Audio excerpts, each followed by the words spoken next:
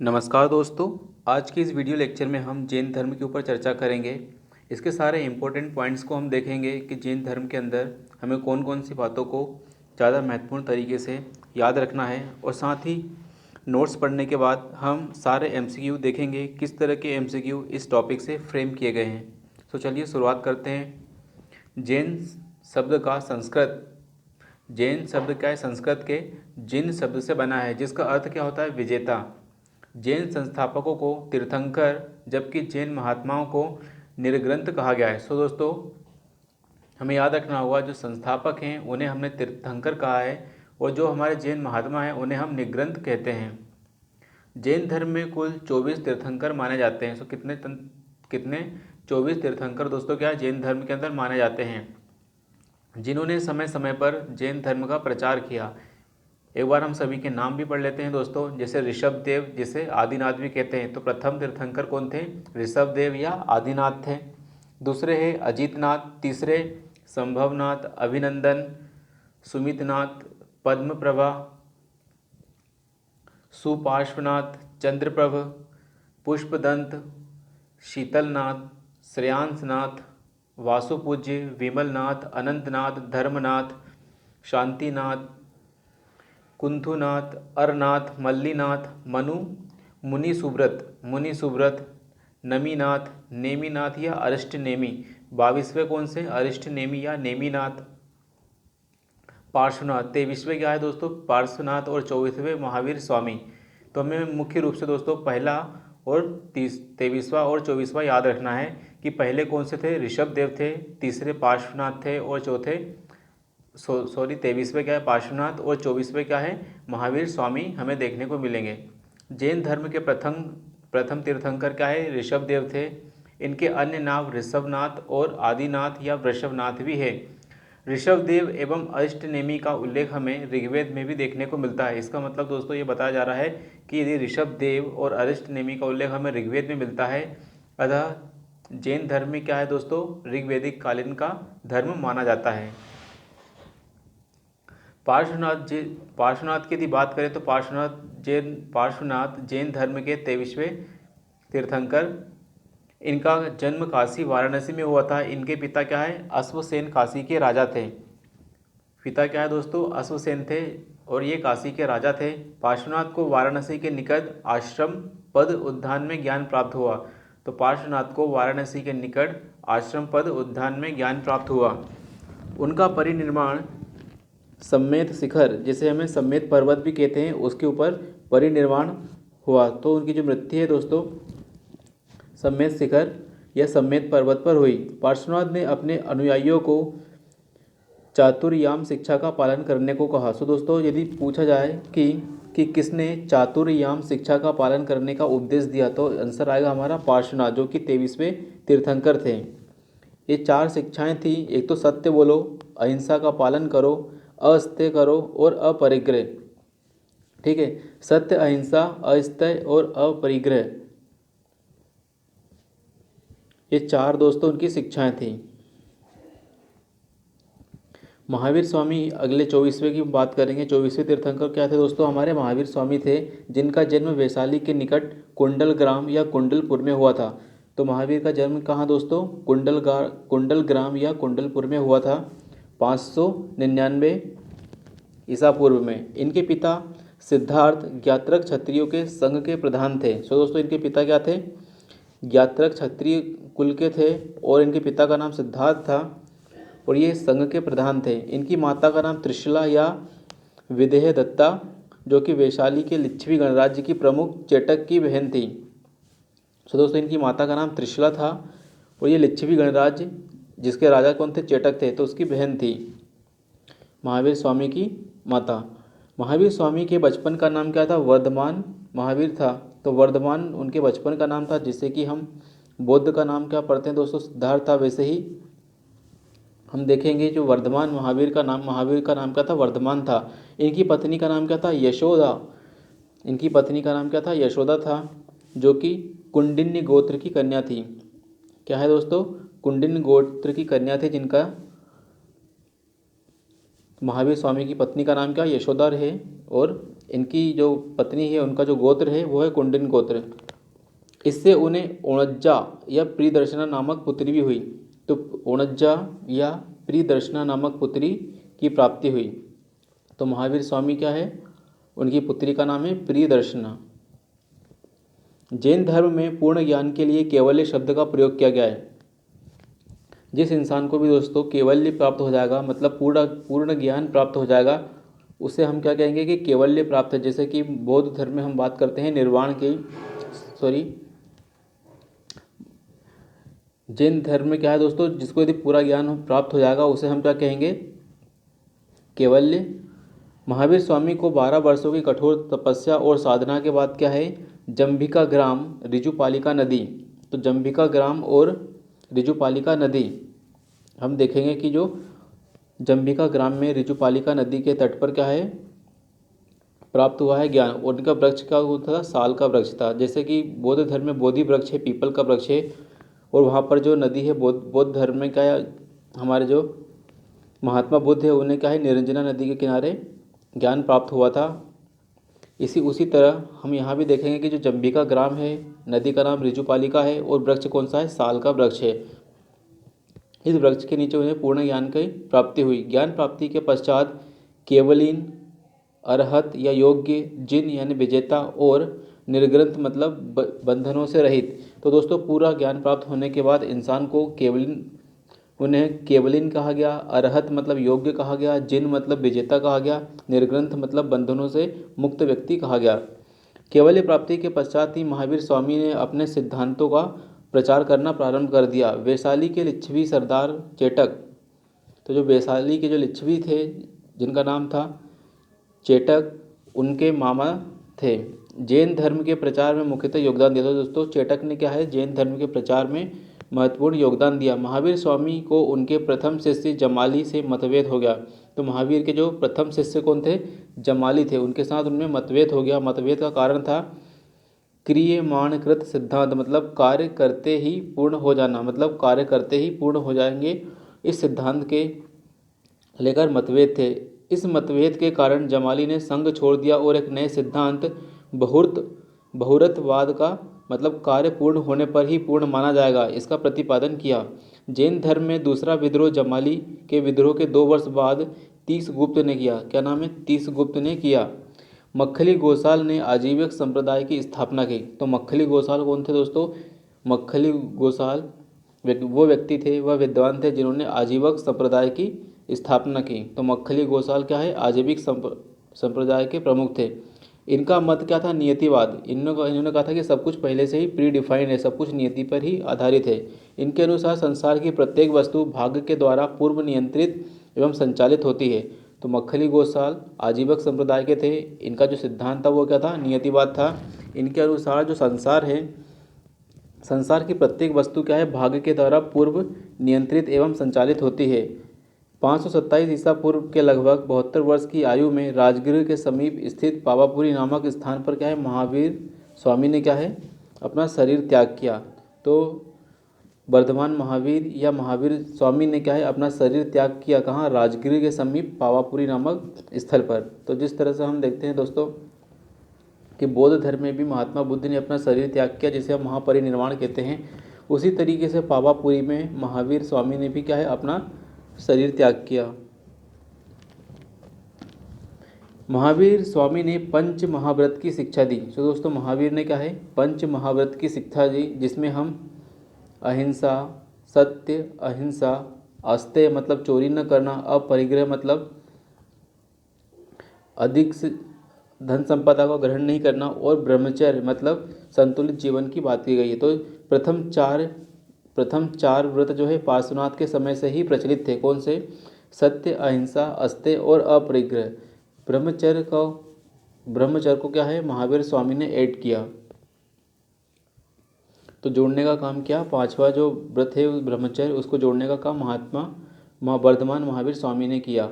जैन धर्म में ग्रंथों के लिए पंच महाव्रत अणुव्रत के रूप से व्यवहृत हुआ है, क्योंकि संसार में रहते हुए इन महाव्रतों को पूर्ण पालन करना संभव नहीं, इसलिए आंशिक रूप से इनके पालन इनका पालन क्या है, आंशिक रूप से करने के लिए कहा गया। ये अणुव्रत क्या है दोस्तों, पंच महाव्रत के बाद क्या है, पंच अणुव्रत भी हमें देखने को मिलते हैं, जैसे कि अहिंसा अणुव्रत, सत्य अणुव्रत, अस्तेय अणुव्रत, ब्रह्मचर्य अणुव्रत और अपरिग्रह। तो जितने भी हमारे जो पंच महाव्रत है उन्हें क्या है हमने अणुव्रत भी कहा है। मतलब पूरी तरीके से जब उनका पालन नहीं हो सकता तो कम से कम आंशिक रूप से उसमें गड़बड़ी की जा सकती है, मतलब आंशिक रूप से आप कहीं कहीं बच सकते हैं। महावीर स्वामी ने वेदों की अपरुषेयता को स्वीकार करने से इनकार कर दिया। तो महावीर स्वामी ने कहा कि जो वेद हैं वो किसी देवता ने नहीं लिखे हैं और वो भी किसी पुरुष ने ही लिखे हैं। तो वेदों की जो अपरुषेयता है उसको अस्वीकार कर दिया तथा धार्मिक सामाजिक रूढ़ियों एवं पाखंडों का विरोध किया। तो वर्तमान महावीर स्वामी ने गौतम बुद्ध की तरह ही क्या है, जो भी धार्मिक सामाजिक रूढ़ियाँ थी, पाखंड थे, उनका विरोध किया। उन्होंने आत्मवादियों और नास्तिकों के एकांतिक मतों को छोड़कर बीच का मार्ग अपनाया, जैसे हमने अनेकांतवाद, स्यादवाद भी कहा। सो दोस्तों, महावीर स्वामी ने वर्धमान महावीर स्वामी ने क्या है, जो भी आत्मावादी है, मतलब जो आत्मा को मानते हैं, और जो नास्तिक है, जो पूरी तरीके से मानते हैं कि भगवान नहीं है, उनके एकांतिक मतों को छोड़कर बीच का मार्ग अपनाया, जैसा कि हम बौद्ध धर्म में महात्मा बुद्ध के संदर्भ में देखते हैं। तो हमें भी वहाँ पर मध्यम प्रतिपदा या मध्यम मार्ग का ही अनुसरण देखने को मिलता है। उसी प्रकार जैन धर्म में भी वर्धमान महावीर ने अनेकांतवाद और स्यादवाद का सिद्धांत दिया। स्यादवाद को सप्तभंगी सिद्धांत के नाम से भी जाना जाता है। तो दोस्तों, स्यादवाद को क्या हम सप्तभंगी नय के नाम से भी हम जानते हैं। यह ज्ञान की सापेक्षता का सिद्धांत है। तो दोस्तों, स्यादवाद क्या है, जो ज्ञान की सापेक्षता का सिद्धांत है। इसके अंदर क्या होता है, व्यक्ति जिस तरह से वो देखता है उसी तरह का उसे ज्ञान होता है। इसके अंदर कहा गया है कि जैसे दोस्तों, इसके अंदर बताया गया है कि कोई हाथी है, ये इसके पैर हैं और ये पूँछ है। तो कोई व्यक्ति यदि वो पूँछ पकड़ेगा तो उसे रस्सी के रूप में बताएगा, यदि कोई व्यक्ति उसके पैरों को टच करेगा तो उसे कोई पिलर बताएगा, उसी तरह से यदि कोई इसके पेट को देखेगा तो उसे भालू बताएगा, उसी तरीके से कुछ और। तो मतलब जो व्यक्ति जिस चीज़ को टच कर रहा है, मतलब जिस चीज़ को उसने अनुभव किया है, वो उसी के अनुसार ज्ञान प्राप्त हो रहा है। ठीक उसी प्रकार इसमें बताया गया है कि ज्ञान के बहुत से आयाम होते हैं। तो सप्तभंगी सिद्धांत में क्या है दोस्तों, ज्ञान के बहुत से आयाम की बात की गई है कि ज्ञान कभी भी पूर्ण नहीं होता है, वह हमेशा क्या है, बदलते रहता है और वह संदर्भों को धारण किए होता है। यह ज्ञान, इसीलिए हम कहते हैं कि जो सप्तभंगी सिद्धांत क्या है, ज्ञान की सापेक्षता का सिद्धांत है। ज्ञान की सापेक्षता का सिद्धांत ही क्या है, हमारा सप्तभंगी सिद्धांत। महावीर स्वामी ने पुनर्जन्म और कर्मवाद में विश्वास करते थे। तो महावीर क्या कहते थे कि यस, पुनर्जन्म होता है और जैसा कर्म करोगे कर्म के अनुसार आपको फल भी मिलेगा, किंतु ईश्वर का जो अस्तित्व है उसमें उनका कोई विश्वास नहीं था। तो महावीर स्वामी भी क्या कहते थे कि ईश्वर जैसी कोई चीज़ नहीं होती।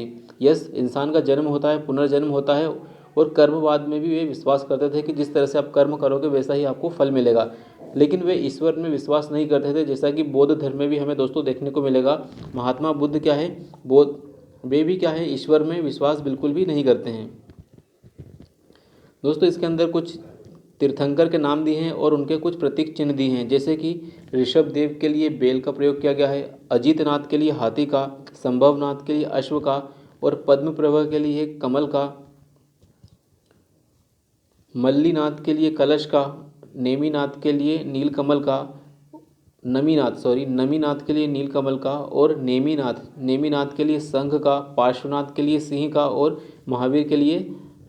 पार्श्वनाथ के लिए सांप का, और महावीर के लिए सिंह का। तो दोस्तों, हमें कम से कम ये दो तो याद रखने ही होंगे कि पार्श्वनाथ के लिए जो है वो है सर्प का, और महावीर स्वामी के लिए सिंह का प्रयोग किया गया है, और ऋषभ देव के लिए बेल का। तो एक बार फिर से हम दोहरा लेते हैं, पार्श्वनाथ के लिए सांप का और महावीर स्वामी के लिए सिंह का प्रयोग किया गया है संकेत के रूप में। अब दोस्तों बात करेंगे महावीर या फिर जैन फिलोसॉफी क्या है। तो जैन फिलोसॉफी में कहा जाता है कि अज्ञान के कारण कर्म जीव की ओर आकर्षित होने लगता है। तो दोस्तों, अज्ञान के कारण जो कर्म है वह जीव की ओर आकर्षित होने लगता है। मतलब हमें यह बताया जा रहा है कि जब इंसान के पास अज्ञान होता है तो वो विभिन्न प्रकार के कर्म की ओर आकर्षित होने लगता है, जिससे हम आस्त्रव कहते हैं। क्रोध, लोभ, मान, माया आदि ये सब कुप्रवृत्तियाँ हैं जिन्हें कषाय कहा गया है। तो काम, क्रोध, मद, लोभ, सेम यहाँ भी हमें वही देखने को मिलेगा। तो क्रोध, लोभ, मान, माया आदि ये सभी इनके कारण अज्ञान उत्पन्न होता है। जैन धर्म में मोक्ष के लिए 3 साधन आवश्यक बताए गए हैं, जैसे सम्यक दर्शन, सम्यक ज्ञान और सम्यक चरित्र, और इन्हें हमने त्रिरत्न कहा है। सो दोस्तों, हमने जिस तरह से बौद्ध धर्म में 4 आर्य सत्य देखे थे, इसी प्रकार से यहाँ पर मोक्ष के लिए क्या बताया गया है कि मोक्ष के लिए आपको त्रिरत्नों को धारण करना होगा। जिस तरह से बौद्ध धर्म में अष्टांगिक मार्ग बताया गया था निर्वाण की प्राप्ति के लिए, ठीक उसी प्रकार जैन धर्म में भी मोक्ष की बात की गई है कि यदि आपको मोक्ष चाहिए तो आपको सम्यक दर्शन रखना होगा, सम्यक ज्ञान रखना होगा और सम्यक चरित्र रखना होगा। तो मतलब सब दर्शन मतलब देखना, मतलब आपकी जो दृष्टि है आप किस तरह से चीज़ों को देख रहे हो।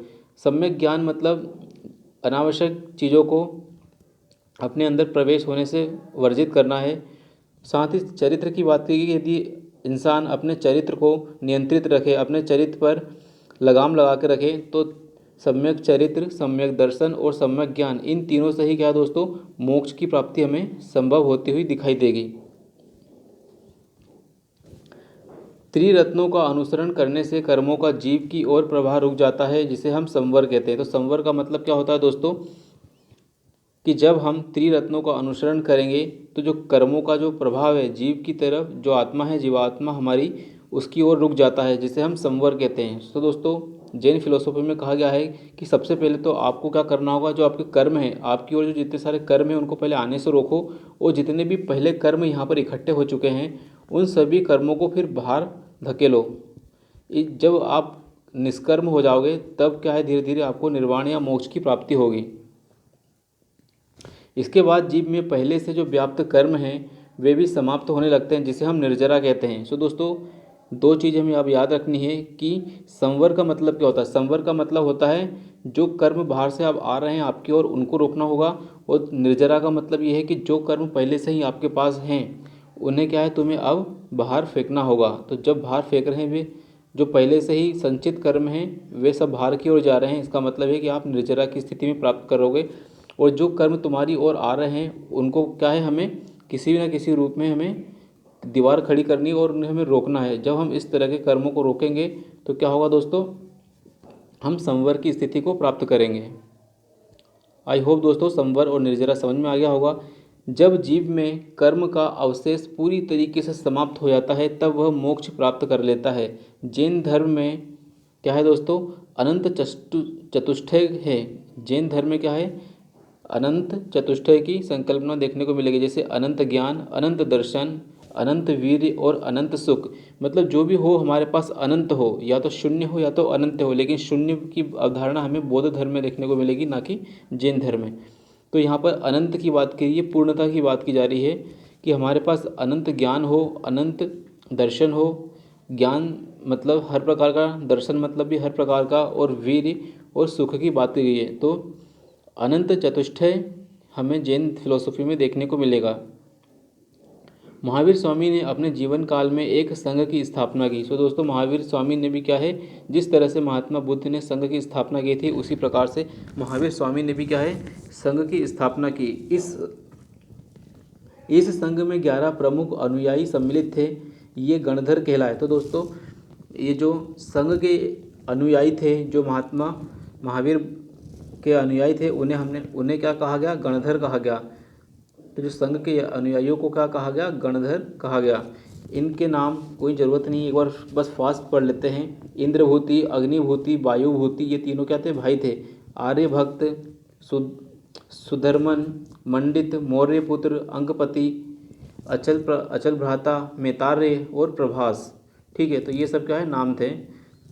महावीर की मृत्यु के पश्चात सुधर्मन जैन संघ का अध्यक्ष बना। सो दोस्तों जिस तरह से बौद्ध धर्म में हम देखते हैं कि महात्मा बुद्ध की मृत्यु के पश्चात क्या है, आनंद उनका जो प्रिय शिष्य था वह संघ का प्रमुख बना, ठीक उसी प्रकार महावीर की मृत्यु के पश्चात सुधर्मन क्या है, जैन संघ का क्या है, प्रथम अध्यक्ष बना। सुधर्मन की मृत्यु के पश्चात जम्बू 40 वर्षों तक संघ का अध्यक्ष रहा।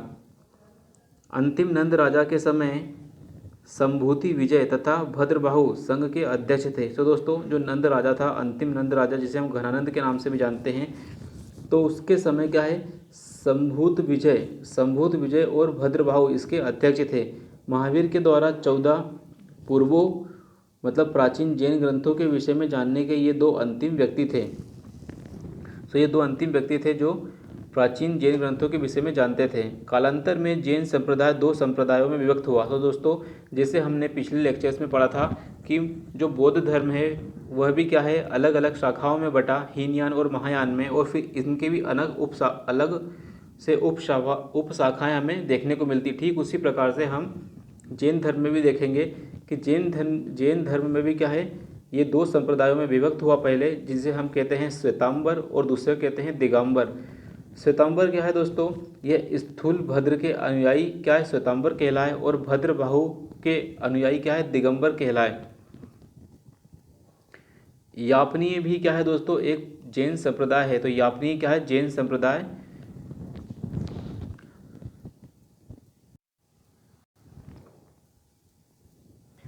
प्रथम जैन सभा की बात करेंगे दोस्तों कि प्रथम जैन सभा क्या है, 310 ईसा पूर्व में हुई और यह पाटलिपुत्र में हुई थी, और इसकी जो अध्यक्षता है दोस्तों स्थूलभद्र की अध्यक्षता में हुई थी। इस सभा में जैन धर्म के अंदर 12 अंगों का संकल्प लिया गया। तो दोस्तों 12 अंगों का संकलन किया गया। तो पहली जो जैन सभा थी क्या है, पाटलिपुत्र में हुई। इस समय स्थूलभद्र ने इसकी अध्यक्षता की थी। इस समय जैन धर्म के अंदर 12 अंगों का संकलन किया गया। इसमें भद्रबाहु के अनुयायियों ने भाग नहीं लिया। तो दोस्तों पहली जो जैन सभा थी उसके अंदर भद्रबाहु के अनुयायियों ने भाग नहीं लिया था। दूसरी जो जैन सभा है दोस्तों 6वीं शताब्दी ईसा पूर्व 1512 में की गई थी, बल्लभी गुजरात में। ठीक है, इसे देवर्धिगण या क्षमा श्रवण की अध्यक्षता में हुई थी।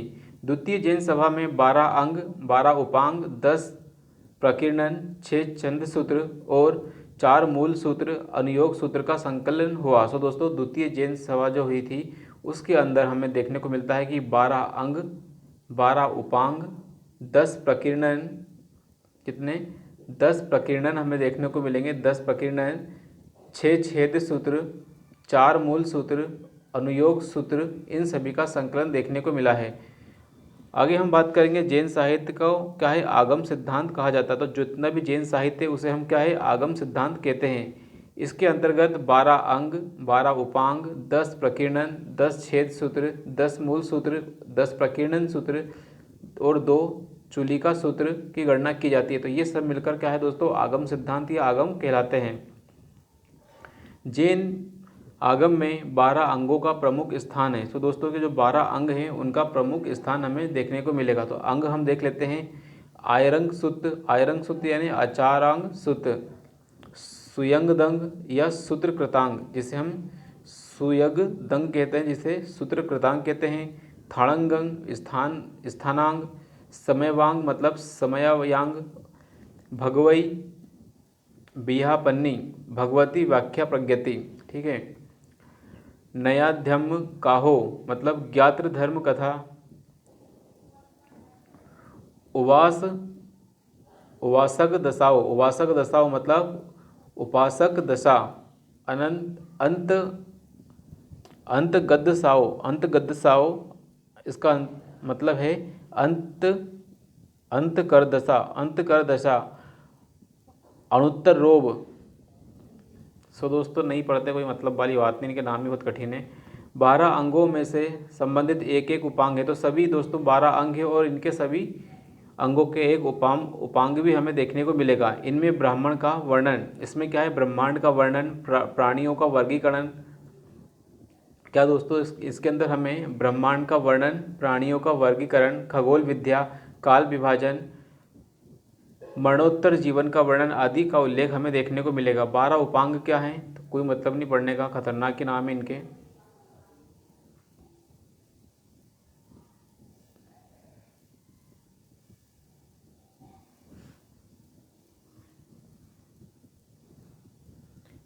नंदी सूत्र जो कि कोई मतलब वाली बात नहीं, श्वेतांबर संप्रदाय। सो दोस्तों अब बात करेंगे जैन ग्रंथ उनके रचनाकार, कुछ जैन ग्रंथ और उनके कुछ रचनाकार हैं जो हमें याद रखना होगा, जो कि हमारी प्रीलिम्स के लिए बहुत ज़्यादा इंपॉर्टेंट है। जैसे कि कल्पसूत्र, कल्पसूत्र किसने लिखा था? भद्रबाहु ने। स्यादवाद मंजरी मल्ली सेन ने लिखा था। न्यायावतार सिद्धसेन दिवाकर ने लिखा था। न्याय दीपिका दोस्तों धर्मभूषण ने लिखा था। धर्मभूषण ने लिखा था। पंचविंशतिका, इस पंचविंशतिका क्या है? पद्मनंदी ने लिखा था। तो पंचविंशतिका पद्मनंदी ने लिखा था। परिशिष्ट परमन हेमचंद्र की रचना है। तो परिशिष्ट परमन क्या है दोस्तों? हेमचंद्र की लेखनी है। परिशिष्ट परमन हेमचंद्र। द्रव्य संग्रह दोस्तों नेमीचंद्र ने लिखा था। तत्वार्थ सूत्र क्या है दोस्तों? उमा स्वामी ने लिखा था। श्लोक वर्तिका विद्यानंद स्वामी ने लिखा था। तो श्लोक वर्तिका क्या है? विद्यानंद स्वामी ने लिखा था। प्रवचन सार क्या है? कुंद ने लिखा था। सो दोस्तों एक बार फिर से हम रिवाइज कर लेते हैं। कल्पसूत्र किसने लिखा था? तो कल्पसूत्र क्या है? भद्रबाहु ने। ये हमें पता होना चाहिए दोस्तों, ये इंपॉर्टेंट चीज़ है। भद्रबाहु किसने लिखा था? कल्पसूत्र किसने लिखा था? भद्रबाहु ने। तो कल्पसूत्र क्या है? भद्रबाहु की रचना है। दूसरा है स्यादवाद मंजरी की यदि बात करें तो स्यादवाद मंजरी क्या है? मल्ली सेन ने लिखा था। ये भी हमें पता होनी चाहिए। फिर न्यायावतार किसने लिखा था दोस्तों? सिद्धसेन ने। न्याय दीपिका धर्मभूषण ने। पंचविंशतिका पद्मनंदनी ने लिखा था। और ये भी हमें बहुत ज़्यादा इंपॉर्टेंट रूप से याद होनी चाहिए कि जो परिशिष्ट परमन क्या है दोस्तों? लिखा था हेमचंद्र ने। तो हेमचंद्र ने परिशिष्ट परमन की रचना की थी। द्रव्य संग्रह नेमीचंद्र ने लिखा था। तत्वार्थ सूत्र उमा स्वामी ने लिखा था। श्लोक वर्तिका विद्यानंद स्वामी ने लिखे थे। और प्रवचन सार कुंद ने लिखा था। जैन साहित्य में अशोक के पुत्र संप्रति क्या है दोस्तों? जैन साहित्य में अशोक के जो पौत्र हैं संप्रति का जैन मत का संरक्षक बताया गया है। वह उज्जैन में शासन करता था, जिसके कारण उज्जैन में जैन धर्म का एक प्रमुख केंद्र बना। जैनियों का दूसरा प्रमुख केंद्र दोस्तों क्या था? मथुरा था। तो दोस्तों हमें देखने को मिलता है कि जो अशोक है उनका पौत्र का नाम संप्रति है, जो कि जैन मत का संरक्षक था, जो कि उज्जैन का शासन करता था। इसीलिए हमें वहाँ उज्जैन में क्या है? जैन धर्म का प्रमुख केंद्र हमें विकसित होते हुए देखा। जैन धर्म का जो दूसरा प्रमुख केंद्र क्या था? मथुरा था। मथुरा से हमें अनेक मंदिर, प्रतिमाएं और अभिलेख भी देखने को मिले हैं। कलिंग का जो चेदी शासक खारवेल था, वह क्या है दोस्तों? महान संरक्षक था जैन धर्म का। तो चेदी वंश का जो शासक था खारवेल, वह जैन धर्म का महान संरक्षक था। इसने भुवनेश्वर के नज़दीक उदयगिरी एवं खंडगिर की पहाड़ियों को कटवाकर जैन भिक्षुओं को निवास करने के लिए गुहा विहार बनवाए। सो दोस्तों खंडगिरी और उदयगिरी की जो पहाड़ियाँ हैं वे कहाँ हैं? हमें उड़ीसा में देखने को मिलेगी, जो कि भुवनेश्वर के नज़दीक है। वहाँ पर हमें उदयगिरी और खंडगिरी की पहाड़ियाँ क्या है? जैन धर्म से संबंधित देखने को मिलेगी। उसके बाद यदि बात करें तो राष्ट्रकूट राजाओं ने भी क्या है? गुजरात एवं राजस्थान में जैन धर्म की 11वीं और 12वीं शताब्दी में अधिक लोकप्रिय रहा। तो दोस्तों गुजरात और राजस्थान में भी क्या है? जैन धर्म 11वीं और 12वीं शताब्दियों में अधिक लोकप्रिय रहा। खजुराहो के मंदिर की यदि बात करें तो खजुराहो के मंदिर में हिंदू धर्म और जैन धर्म दोनों ही से संबंधित है। तो खजुराहो में भी क्या है दोस्तों? हमें जैन धर्म का प्रसार देखने को मिलेगा। उसके बाद माउंट आबू के जो दिलवाड़ा है उसके जैन मंदिर क्या है? संगमरमर के बने हुए हैं। तो माउंट आबू के जो दिलवाड़ा के जैन मंदिर हैं क्या है? संगमरमर के बने हुए हैं। तो माउंट आबू के जो दिलवाड़ा के जैन मंदिर है क्या है? संगमरमर से बने हुए हैं। इनका निर्माण क्या है? गुजरात के चालुक्य शासक, जिसे हम सोलंकी शासक भी कहते हैं, सोलंकी वंश भी कहते हैं, तो चालुक्य वंश या सोलंकी शासक भीमदेव प्रथम के सामंत विमल शाह ने करवाया था। तो दोस्तों अब हमें फैक्ट मिल गया प्रीलिम्स का कि जो माउंट आबू के जो दिलवाड़ा के जैन मंदिर हैं उनका निर्माण भीमदेव, जो चालुक्य वंशी राजा थे भीमदेव प्रथम, उनका एक सामंत था जिनका नाम है विमल शाह, उसने करवाया था। तो सामंत का नाम भी यहाँ पर इम्पोर्टेंट हो गया है। तो एक बार फिर से रिवाइज कर लेते हैं। माउंट आबू के दिलवाड़ा के जैन मंदिर संगमरमर के बने हैं। इनका निर्माण गुजरात के जो चालुक्य वंश या सोलंकी वंश के शासक भीमदेव प्रथम, उनके एक सामंत थे जिनका नाम विमल शाह है, उन्होंने क्या है? करवाया था। अब बात करेंगे श्रवण बेलगोला का कर्नाटक में स्थित क्या है? श्रवण बेलगोला क्या है, कर्नाटक राज्य में स्थित है। और श्रवण बेलगोला में क्या है, हमें बाहुबली की मूर्ति भी देखने को मिलेगी। दोस्तों श्रवण बेलगोला में यहाँ पर क्या गंग वंश का शासक था जिसका नाम था रचमल्ल चतुर्थ या पंचमल्ल। इसके शासनकाल में चामुंड राय नामक मंत्री था।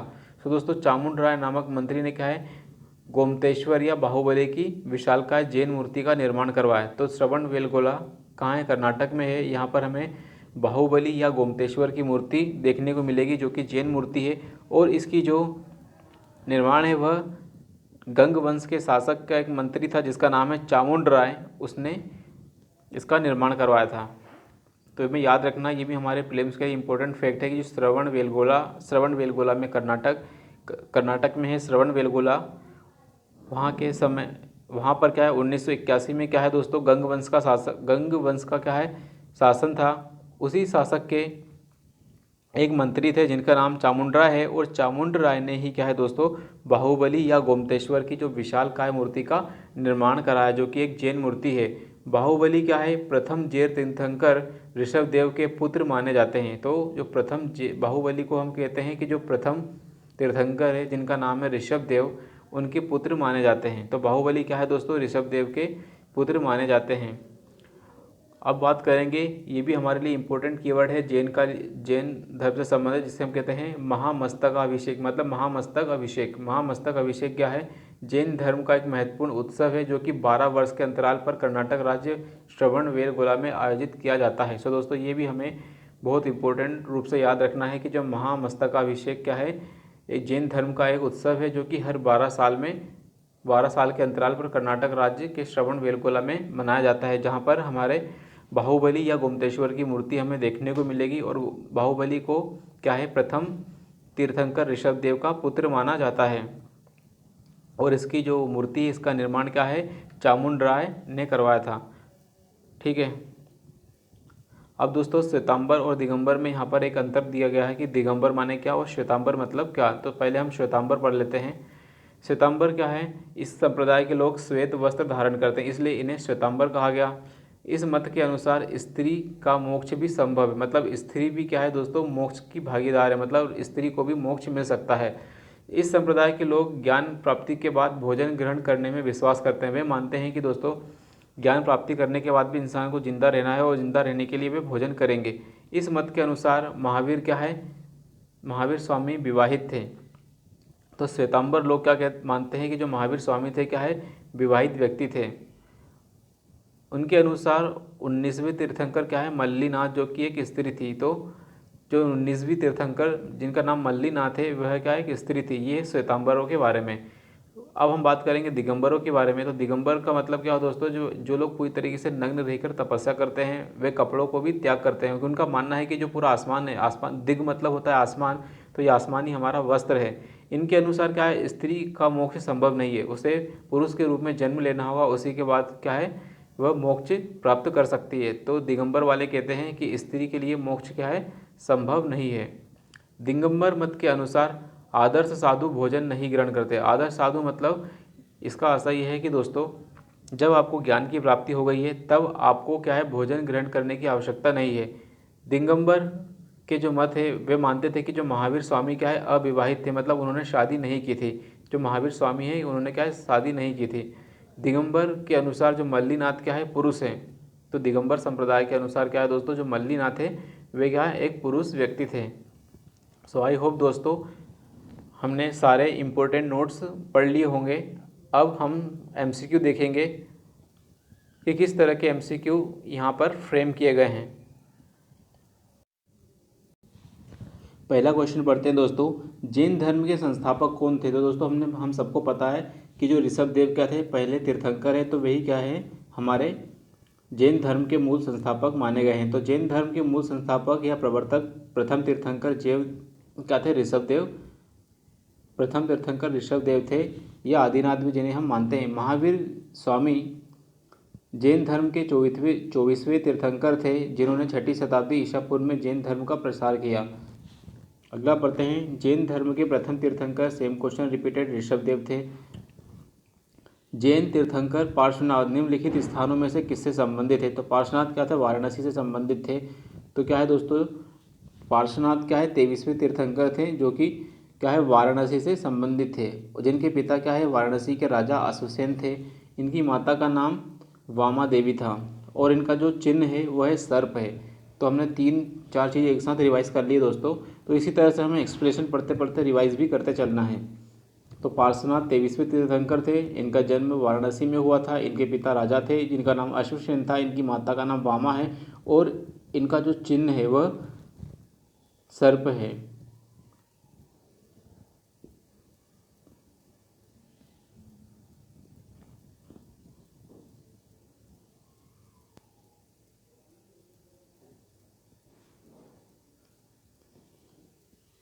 सेम क्वेश्चन दोस्तों चिन्ह वाला था कि आदिनाथ के लिए हमने देखा था वृषभ है, मल्लीनाथ के लिए जल कलश है, पार्श्वनाथ के लिए सांप था जो 23वें सिंह का है और संभवनाथ क्या है अश्व है। तो दोस्तों इस तरह के सभी तीर्थंकरों के जो चिन्ह याद रखना हमारे लिए टफ रहता है, इसलिए इस तरह के क्वेश्चन यदि नेगेटिव मार्किंग वाला क्वेश्चन है तो निश्चित रूप से स्किप करना चाहिए। सेम क्वेश्चन दोस्तों आया है हमारे पास। पार्श्वनाथ क्या है, पार्श्वनाथ 23वें तीर्थंकर, सर्प उनका पार्श्वनाथ के लिए आएगा सर्प आएगा, आदिनाथ के लिए वृषभ आएगा और महावीर के लिए सिंह आएगा और शांतिनाथ के लिए हिरण आएगा। तो दोस्तों 23वें तीर्थंकर क्या थे, उनका सर्प आएगा और महावीर स्वामी क्या है सिंह। तो दो हमने रट लिए थे, लेकिन जो आदिनाथ है उसका क्या है वृषभ। तो आदिनाथ का जो ये क्या है, आदिनाथ हमारे पहले हैं जिनका क्या है वृषभ, 23वें तीर्थंकर जिनका है सर्प और 24वें तीर्थंकर का सिंह है। तो इस तरह से एलिमिनेशन के माध्यम से ही हम पहुंच सकते हैं।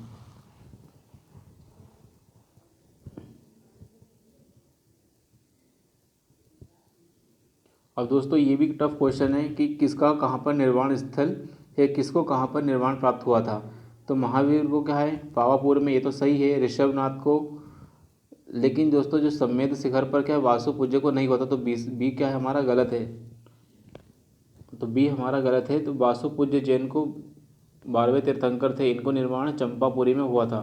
तो ये इस तरह के क्वेश्चन दोस्तों स्किप करने वाले होते हैं यदि नेगेटिव मार्किंग है एग्जाम में। इसमें पूछा गया है निम्नलिखित तीर्थंकरों में से निम्न पर विचार करना है और सही कालक्रम के अनुसार बताना है। तो ये सभी के तीर्थंकर हमें नाम याद नहीं, कोई मतलब भी नहीं पढ़ के इनको। महावीर स्वामी का जन्म कहाँ हुआ था, तो महावीर स्वामी का जन्म कहाँ हुआ था दोस्तों, कुंडाग्राम में हुआ था। तो कुंडल ग्राम या कुंडलपुर या कुंडाग्राम में दोस्तों इनका जन्म हुआ था। एक बार फिर से हम रिवाइज कर लेते हैं। महावीर स्वामी का जन्म कुंडलपुर या कुंडाग्राम में वैशाली के निकट हुआ था 599 ईसा पूर्व में। इनकी माता का नाम क्या है त्रिशला है। ये क्या इनकी माता जो थी लिच्छवी गणराज्य की चेटक की बहन थी। तो लिच्छवी गणराज्य क्या है उसके राजा चेटक थे और चेटक की बहन थी। इनके पिता का नाम क्या है सिद्धार्थ था, जो कि ज्ञात्रक क्षत्रियों के प्रधान थे। उनके बड़े भाई नंदीवर्मन थे।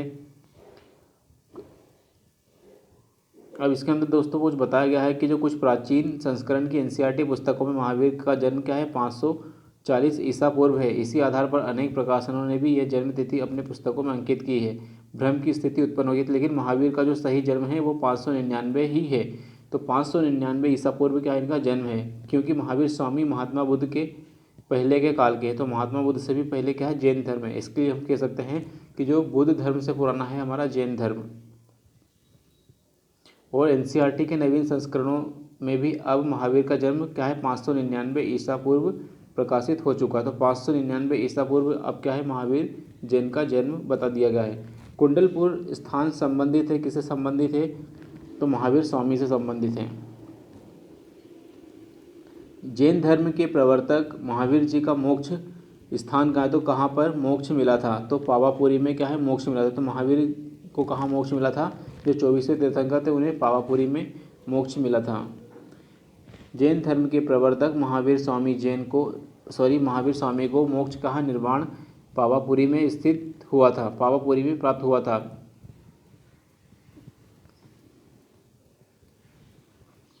महावीर जैन की मृत्यु निम्नलिखित में से किस नगर में हुई, पावापुरी में हुई। तीर्थंकर शब्द संबंधित है जैन धर्म से संबंधित है। तीर्थंकर क्या है दोस्तों जैन धर्म से संबंधित है। जैन धर्म में कुल 24 तीर्थंकर माने जाते हैं जिन्होंने समय समय पर जैन धर्म का प्रचार प्रसार किया। जैन धर्म के प्रथम तीर्थंकर ऋषभदेव तथा अंतिम तीर्थंकर महावीर स्वामी थे। जैन तीर्थंकरों के क्रम में अंतिम कौन था? तो सबसे अंतिम या 24वें तीर्थंकर पार्श्वनाथ थे। सॉरी, पार्श्वनाथ नहीं, महावीर आएंगे दोस्तों, क्योंकि पार्श्वनाथ 23वें थे, महावीर क्या है 24वें तीर्थंकर थे। निम्नलिखित में से कौन एक जैन तीर्थंकर नहीं है? तो दोस्तों क्या है, चंद्रप्रभु, नेमिनाथ और संभवनाथ ये थे, लेकिन नाथ मुनि क्या है, नाथ मुनि तीर्थंकर नहीं थे। नाथ मुनि जैन तीर्थंकर नहीं थे दोस्तों, बाकी सभी थे। प्रभासगिरी जिनका तीर्थ स्थल है, तो प्रभासगिरी क्या है दोस्तों, जैन धर्म का तीर्थ स्थल है प्रभासगिरी उत्तर प्रदेश के कौशाम्बी में स्थित जैन तीर्थ स्थल है। कौशाम्बी का जो प्रभासगिरी स्थल है छठवें जैन तीर्थंकर पद्म प्रभा से संबंधित है। जैन धर्म में पूर्ण ज्ञान के लिए क्या शब्द प्रयोग किया गया? तो दोस्तों पूर्ण ज्ञान के लिए जैन धर्म में क्या हमने कैवल्य शब्द का प्रयोग किया है। जैन धर्म में पूर्ण ज्ञान के लिए कैवल्य शब्द का प्रयोग किया गया है। महावीर स्वामी को 12 वर्षों की कठोर तपस्या तथा साधना के पश्चात जंबिका ग्राम, तो कौन सा गांव है दोस्तों, जंबिका गांव के समीप ऋजुपालिका नदी के तट पर साल के वृक्ष के नीचे क्या है, कैवल्य की प्राप्ति हुई है, जिससे के कारण में क्या है, केवलिन कहला। जिस तरह से क्या है महात्मा बुद्ध कहलाए, उसी तरीके से महावीर क्या है, केवलिन कहलाए। तो दोस्तों अब हमें याद रखना है, जंबिका ग्राम में हमें कैवल्य प्राप्त हुआ है महावीर को। ऋजुपालिका नदी है, वृक्ष कौन सा है, साल का वृक्ष है, और पूर्ण ज्ञान मतलब कैवल्य की प्राप्ति। महावीर स्वामी को किस नदी तट पर ज्ञान प्राप्त हुआ? तो ऋजुपालिका नदी। तो दोस्तों अब रिपीटेशन भी हो गया है कि ऋजुपालिका नदी पर ज्ञान प्राप्त हुआ है। त्रिरत्न सम्यक धारण, तब सम्यक चरित्र और सम्यक ज्ञान। दोस्तों यहाँ पे आएगा सम्यक दर्शन, तो धर्म की महिमा है। तो मतलब इसमें पूछा गया कि त्रिरत्न किस धर्म से संबंधित है? तो ये क्या है दोस्तों, जैन धर्म से संबंधित है। जैन धर्म में हम क्या बात करते हैं, सम्यक दर्शन, सम्यक चरित्र और सम्यक ज्ञान। तो सम्यक दर्शन, सम्यक चरित्र और सम्यक ज्ञान क्या है दोस्तों, जैन धर्म से संबंधित है। त्रिरत्न या तीन रत्न जैसे सटीक ज्ञान, सच्ची आस्था और सटीक क्रिया निम्नलिखित में संबंधित है, तो जैन धर्म से। तो त्रिरत्न मतलब जैन धर्म से संबंधित है।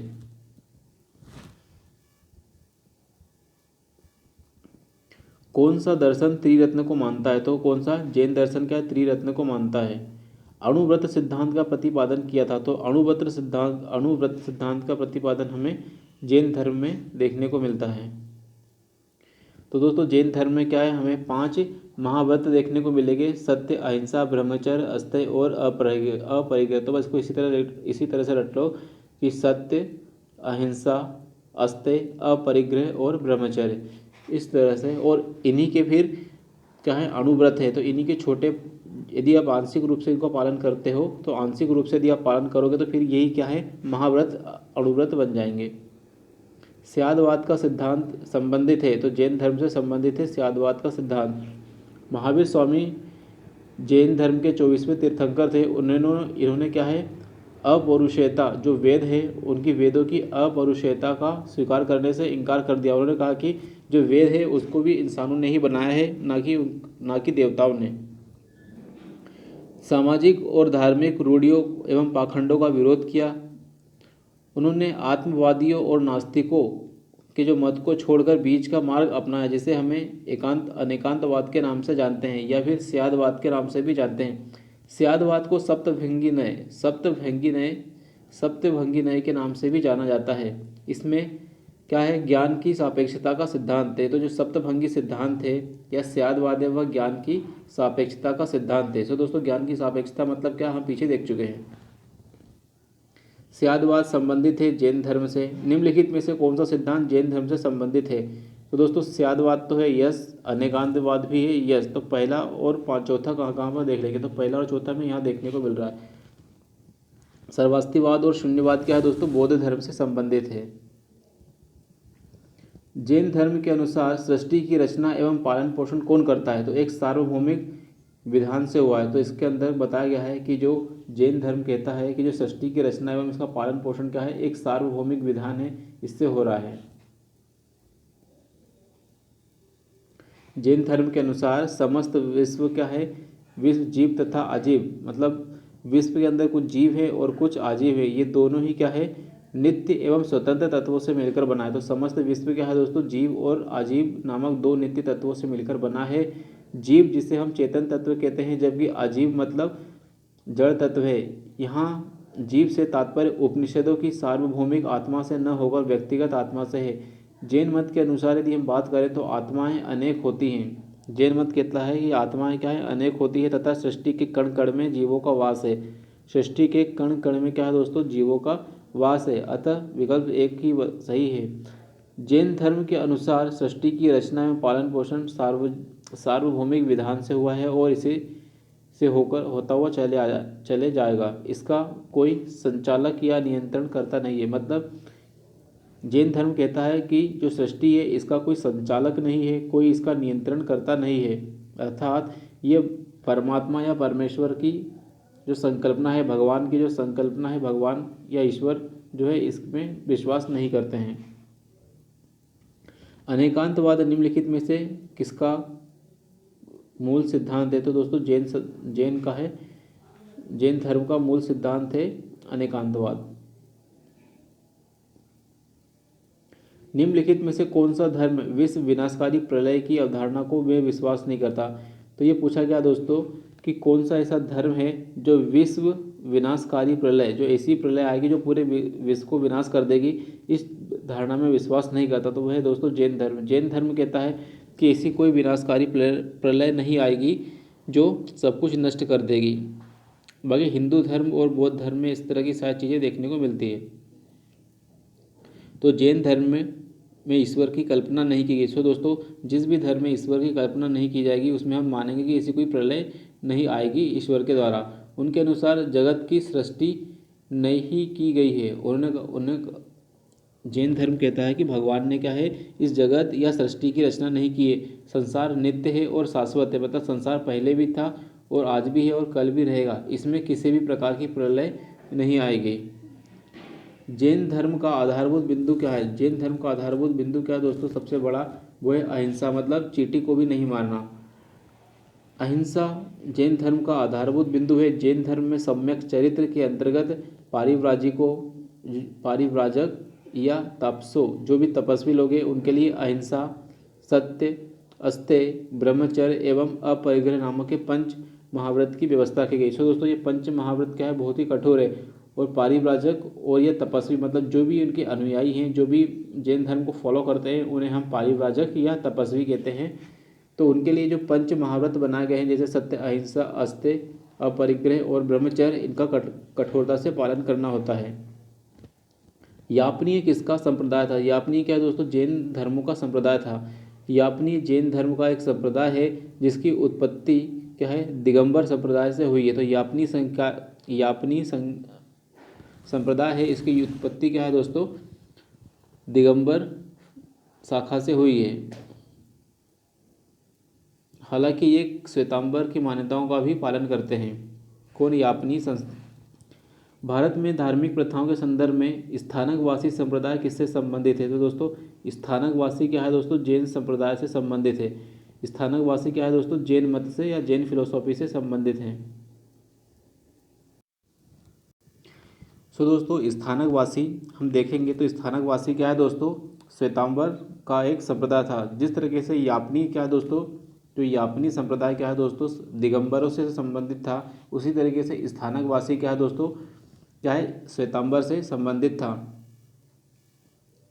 यह संप्रदाय अपने पूर्ववर्ती सुधारवादी संप्रदाय लोका, जिसकी स्थापना लोकांसा ने की थी, उससे उत्पन्न हुआ था। यह संप्रदाय के लोग मूर्तियों की पूजा नहीं करते। सो दोस्तों जो स्थानकवासी है क्या है, वे मूर्ति पूजा नहीं करते। तो यदि अगली बार एमसीक्यू बन जाए कि स्थानकवासी जैन संप्रदाय से संबंधित है जो कि मूर्तियों की पूजा करते हैं, तो आंसर हमारा रॉन्ग हो जाएगा। मूर्तियों की पूजा नहीं करते हैं। निम्नलिखित में से कौन सबसे पूर्वकालिक जैन ग्रंथ कहलाएगा? तो सबसे पूर्वकालिक जैन ग्रंथ के लिए हम बात करेंगे तो 12 अंग है, फिर उसके बाद उपंग बनेंगे। प्रारंभिक जैन साहित्य निम्नलिखित में से किस भाषा में लिखे गए? तो दोस्तों जो प्रारंभिक जैन साहित्य वे क्या है, अर्धमगधी भाषा में लिखे गए हैं। पाली में क्या है दोस्तों, बौद्ध ग्रंथ लिखे गए हैं। प्राय सभी आरंभिक धार्मिक जैन साहित्य क्या है, प्राकृत की जो विशिष्ट शाखा है जिसे हम अर्धमगधी कहते हैं, उस अर्धमगधी में लिखे गए हैं। तो जैन साहित्य क्या है, अर्धमगधी में लिखा गया है। इसके 12 अंग अर्धमगधी में ही रचित हैं। जैन धर्म ने प्राकृत भाषा को अपनाया है। तो जैन धर्म ने क्या है, अपनी प्राकृत भाषा को अपनाया है और लिपि क्या है, अर्धमगधी। ये ग्रंथ ईसा की 6वीं शताब्दी में गुजरात के वल्लभी नामक स्थान पर अंतिम रूप से क्या है, संकलित किए गए। आज जैन साहित्य लगभग सभी भाषाओं में अनुदित है, मतलब उसका ट्रांसलेशन। निम्नलिखित में से कौन सा स्थल पार्श्वनाथ से संबंधित होने के कारण जैन सिद्ध क्षेत्र माना गया है? तो दोस्तों पार्श्वनाथ से संबंधित ऐसा क्षेत्र बताना है जो जैन सिद्ध क्षेत्र बताया गया। तो संवेद शिखर पे क्या है दोस्तों, पार्श्वनाथ को निर्वाण की प्राप्ति हुई थी। तो पार्श्वनाथ जैन धर्म के 23वें तीर्थंकर थे जिनका जन्म वाराणसी में हुआ था।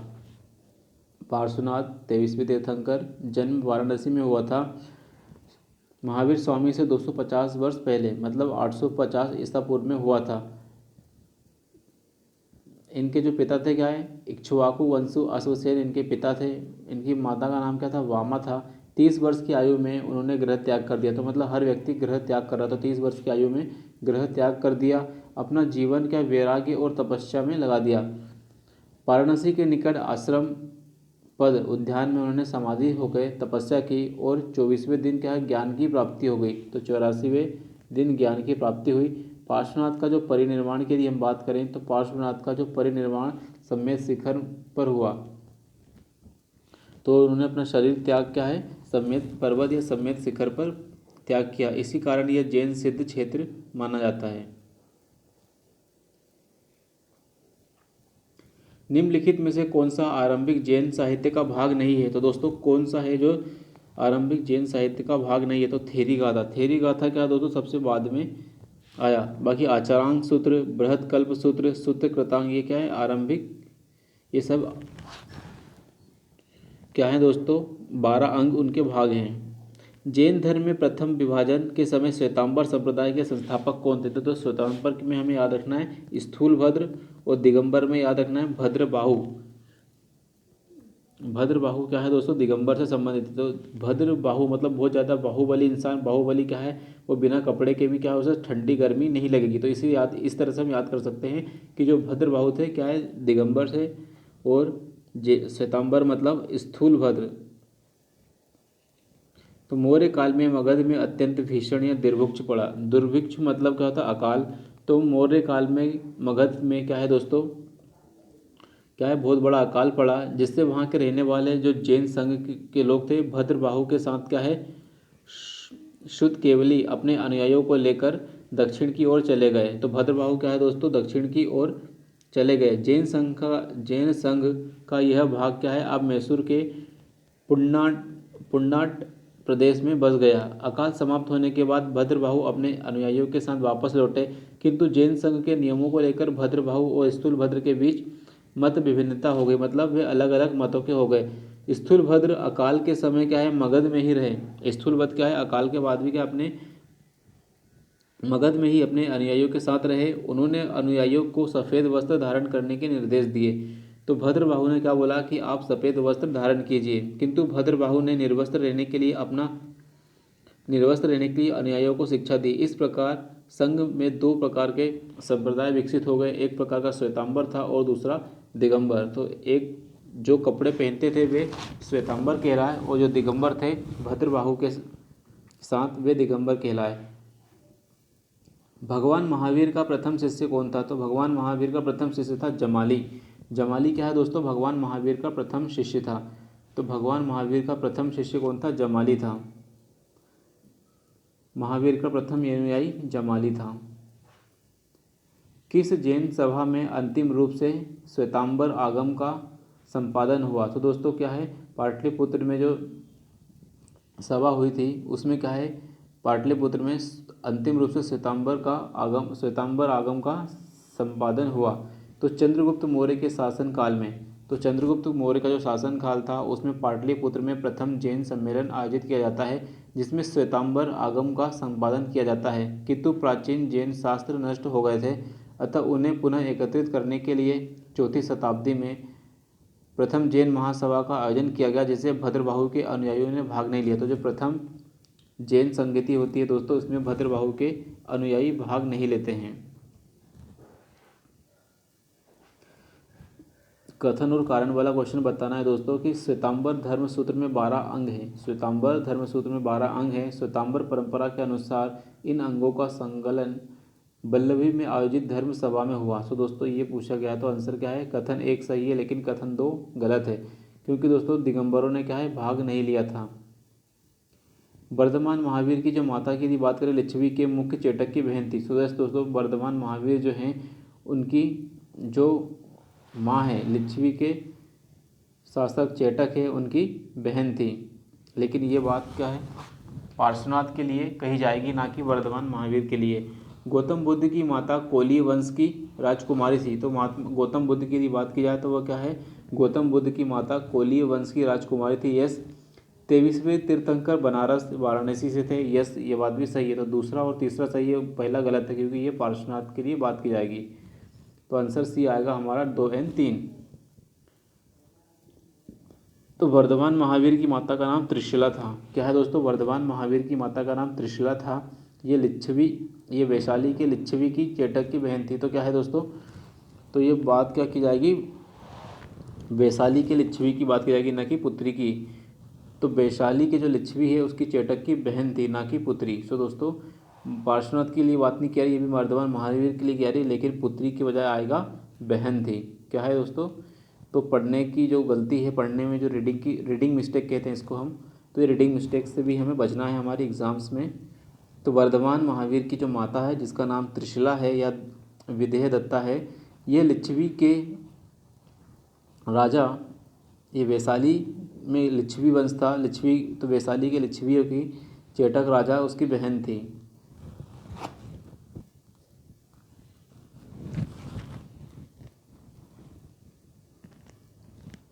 जैन धर्म के संबंध में निम्नलिखित कथनों में कौन सा एक सही है?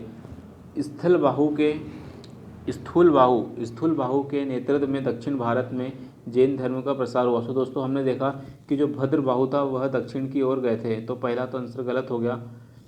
पाटलिपुत्र में हुई परिषद के पश्चात जो जैन धर्म के लोग थे भद्रबाहु के नेतृत्व में रहे, वे श्वेतांबर कहलाए। तो दोस्तों जो भद्रबाहु के नेतृत्व में थे वे क्या दिगंबर कहलाए? तो दूसरा भी हमारा क्या है, गलत है। प्रथम शतक ईसा पूर्व जैन धर्म को कलिंग राजा खारवेल का समर्थन मिला। सो दोस्तों ये बात सही है कि जो कलिंग राजा है उनका समर्थन मिला। बौद्धों के विपरीत जैन धर्म की जो प्रारंभिक अवस्था में जैन धर्म के लोग चित्रों का पूजन करते थे। तो दोस्तों क्या है, ये गलत है, चित्रों का पूजन नहीं करते थे। एक बार हम एक्सप्लेनेशन पढ़ लेते हैं। दक्षिण भारत में क्या है दोस्तों, दक्षिण भारत में धर्म का प्रचार क्या है, आचार्य भद्रबाहु और उनके शिष्यों ने किया। भद्रबाहु के समर्थक दिगंबर कहलाए। इन्होंने पाटलिपुत्र में जो सभा का आयोजन किया था उसमें भाग नहीं लिया था। जबकि जो कलिंग का जो चेदी वंश था, जो कलिंग के जो चेदी वंश के जो शासक है जिसका नाम खारवेल था, वे क्या है, जैन धर्म के अनुयायी थे। उन्होंने जैन साधुओं को संरक्षण देने के लिए और निर्वाह करने के लिए क्या है, अनेक प्रकार के दान भी दिए। उन्होंने उदयगिरी और खंडगिरी की पहाड़ियों को कटवाकर जैन भिक्षु हैं उनके लिए निवास के लिए गुफा विहार बनाए। जैन धर्म की जो प्रारंभिक अवस्था में चित्र पूजा या मूर्ति पूजा बिल्कुल भी प्रचलित नहीं थी। निम्नलिखित में से कौन सा कथन जैन सिद्धांत के अनुरूप है? कर्म को विनष्ट करने का सुनिश्चित मार्ग तपस्या है। तो दोस्तों यस, बिल्कुल सही है। यदि आप तपश्चर्या करोगे तो तपश्चर्या करते ही आपको धीरे धीरे जो आपका संचित कर्म है वो खत्म होगा, और जो नए आने वाले कर्म हैं वे भी खत्म होंगे। तो जब तक आपके कर्म खत्म नहीं होंगे तब तक आपको मोक्ष नहीं मिलेगा। तो यस, बिल्कुल सही है पहला। प्रत्येक वस्तु चाहे वह सूक्ष्मतम कण हो उसमें आत्मा होती है। सो दोस्तों ये बात भी बताइए कि कण कण में आत्मा होती है। कर्म आत्मा का विनाशक है। कर्म क्या है दोस्तों, आत्मा का विनाश कर देता है और अवश्य इसका अंत करना चाहिए। तो कर्म के अंत की बात की जा रही है। तो यस दोस्तों, तीनों ही क्या हमें सही देखने को मिलेंगे। तो all threes are correct. Jain सिद्धांत के अनुसार सृष्टि के कण कण में जीवों का वास होता है। तो जीव मतलब आत्मा, तो कण कण में जीवों का वास होता है। इस सिद्धांत में कर्म को बंधन का कारण बताया गया। तो कर्म को क्या है दोस्तों, बंधन का एक प्रमुख कारण बताया गया है। सूक्ष्मतम तत्व भूत तत्व माना गया। तो सब छोटे से छोटा तत्व क्या है, भूत तत्व माना गया है, जो जीव में प्रवेश करके उसे नीचे संसार की ओर खींच लाता है। कर्म का जीव की ओर प्रवाह रुक जाता है तो उस अवस्था को हम संवर कहते हैं। तो क्या है दोस्तों, जब कर्म है, जो कर्म है यदि जीव की ओर आना बंद कर देता है, यदि ये कोई जीव है दोस्तों, और यदि ये कर्म है, जब ये क्या है जीव की ओर आएंगे, क्या ये कर्म यदि जीव की ओर आ रहे हैं तो इसे हम संवर कहते हैं। यदि कर्म जीव की ओर आ रहे हैं तो उन्हें हम संवर कहते हैं। ठीक है। और निर्जरा की यदि हम बात करें तो निर्जरा की वह अवस्था है जब हम इतना ज़्यादा तपश्चर्या करते हैं कि हमारे जो संचित कर्म है, जो हमारे संचित कर्म है वे भी क्या है बाहर की ओर चले जाते हैं, और वे हमारा जो फिर जब हमारा शरीर है क्या है वो कर्म मुक्त हो जाता है। तो कर्मों से मुक्त अवस्था क्या है, निर्जरा कहलाती है। जैनियों का विश्वास है कि प्रत्येक जीव अपने पूर्व संचित कर्मों के अनुसार ही, जो पहले से जो आपने कर्म कर लिए हैं, तो कर्मों के अनुसार ही शरीर धारण करता है। जब जीव से कर्म का अवशेष बिल्कुल समाप्त हो जाता है, तो जब जीव से क्या दोस्तों कर्मों का अवशेष बिल्कुल ही क्या है समाप्त हो जाता है, तब वह क्या है मोक्ष की स्थिति में आ जाता है। इसलिए जैन धर्म में मोक्ष के लिए क्या है तपश्चर्या या 3 साधन बताए हैं, जैसे सम्यक दर्शन, सम्यक ज्ञान और सम्यक चरित्र। तो सम्यक दर्शन करो, सम्यक ज्ञान रखो और सम्यक चरित्र को धारण करो। इससे क्या है हम मोक्ष की ओर आगे बढ़ेंगे। महावीर ने मोक्ष के लिए कठोर तपस्या और काया क्लेश पर अधिक बल दिया है। यदि हम जितनी ज़्यादा कठोर तपस्या करेंगे, जितना काया क्लेश करेंगे, मतलब शरीर को तड़पाएंगे तरसाएंगे, उससे क्या है हमें मोक्ष की ओर बढ़ने में अधिक सहायता होगी। मोक्ष के पश्चात जीव मोक्ष यदि मिल जाएगा तो हमारा जो जीव है उसका आवागमन चक्र से छुटकारा मिलेगा। क्योंकि दोस्तों हम मरते हैं फिर जन्म लेते हैं, फिर मरते हैं फिर जन्म लेते हैं, फिर मरते हैं फिर जन्म लेते हैं, और ये चक्र क्या चलते ही रहता है, चलते ही रहता है, चलते ही रहता है। तो इस चीज़ से छुटकारा पाने के लिए क्या है हमें मोक्ष चाहिए। समाधि मरण किस संदर्भ से संबंधित है? तो समाधि मरण मतलब ऐसी समाधि जो मरते दम तक लेनी है, वे हमें जैन दर्शन में देखने को मिलेगी, जिसे हम संलेखना विधि या संथारा विधि भी कहेंगे। तो संलेखना विधि में क्या होता है दोस्तों, इंसान तब तक भूखा रहता है तब तक कि वो मर नहीं जाता है। तो संलेखना विधि में धीरे धीरे इंसान अपने आप को मारता है, जिससे हम संलेखना विधि या संथारा विधि भी कहते हैं। अंतिम समय में मृत्यु के निकट जाकर दोस्तों जब हम बूढ़े हो चुके होते हैं और हमें ऐसा लगता है कि बस हम मरने वाले हैं, तब क्या होता है कि जानबूझकर स्वेच्छा से अपनाई गई एक प्रकार की आत्महत्या भी हम कह सकते हैं इसको, तो धीरे धीरे अपने को मौत दी जाती है। व्यक्ति को यह लगने लगता है कि वह मृत्यु के करीब है और वह खुद खाना पीना क्या है त्याग देता है, तो खुद धीरे धीरे खाना पीना छोड़ देता है। दिगंबर जैन शास्त्र के अनुसार समाधि मरण या संलेखना विधि कहते हैं इसको हम। श्वेतांबर साधा पद्धति में इसे संथारा कहते हैं। तो दिगंबर लोग कहते हैं संलेखना और श्वेतांबर कहते हैं संथारा।